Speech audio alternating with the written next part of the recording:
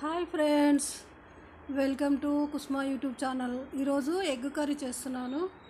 ఒక 2 స్పూన్ల ఆయిల్ తీసుకొని పోపు దినుసులు వేసాను. జీలకర్ర, ఆవాలు, కరివేపాకు, ఒక 3 మీడియం సైజు ఉల్లిపాయలు సన్నగా ముక్కలుగా కట్ చేసి పెట్టుకున్నానండి. అవి వేసాను. అవి కొంచెం ఫ్రై అయ్యాక అల్లం వెల్లుల్లి పేస్ట్ వేయాలి.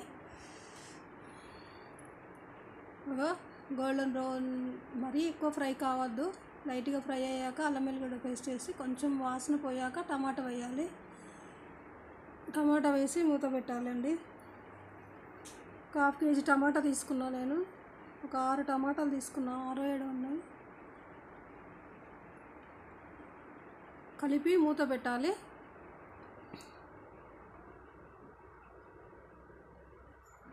సింపుల్ కర్రీ అండి, అందరు చేసుకునే కర్రీ. ఈరోజు సండే అని చేశాను నేను.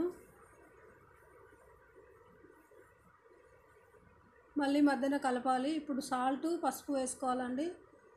పసుపు, సాల్ట్ వేస్తే టమాటా తొందరగా ఉడుకుతుందండి. సాల్ట్ వేస్తే ఒక స్పూన్, 1.5 స్పూన్ వేసాను. 1/2 స్పూను పసుపు వేసాను. కలిపి మూత పెట్టాలి.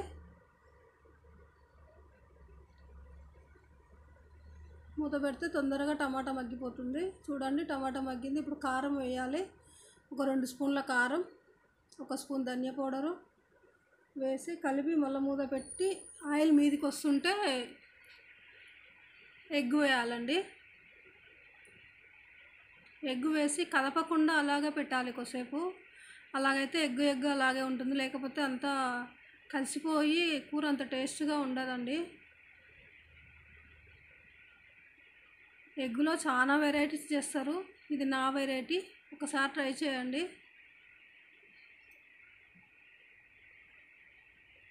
చూడండి, కూర ఉడికింది. ఇప్పుడు ఎగ్ వేస్తున్నాను. నేను 5 ఎగ్స్ తీసుకున్నాను.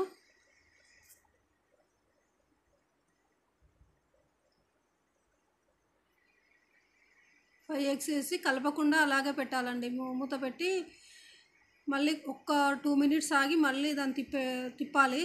స్పూన్తో తిప్పితే మంచిగా ఉడుకుతుంది. అలాగే ఎగ్ అలాగే ఉండిపోతుంది. కలుపుతేనేమో అది బాగుండదండి, మొత్తం కలిసిపోయి అంత టేస్ట్ ఉండదు కూర. చూడండి ఎంత బాగా ఉడికిపోయిందో అది. దాన్ని మళ్ళీ తిప్పాలి.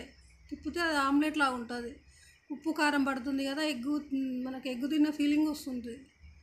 లేకపోతే అది మొత్తం కలిపేస్తే మొత్తం కలిసిపోయి అంత ఎగ్ కర్రీ తిన్న ఫీలింగ్ రాదండి. చాలా బాగుంటుందండి. ఇలా నా స్టైల్లో ఒకసారి ట్రై చేయండి.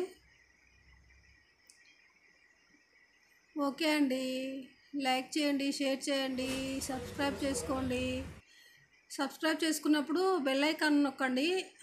అలాగైతే నా వీడియోస్ అన్నీ మీకు నోటిఫికేషన్ వస్తుంది, లేకపోతే రాదండి నోటిఫికేషను. లైక్ చేయండి, సపోర్ట్ చేయండి please. Thank you for watching.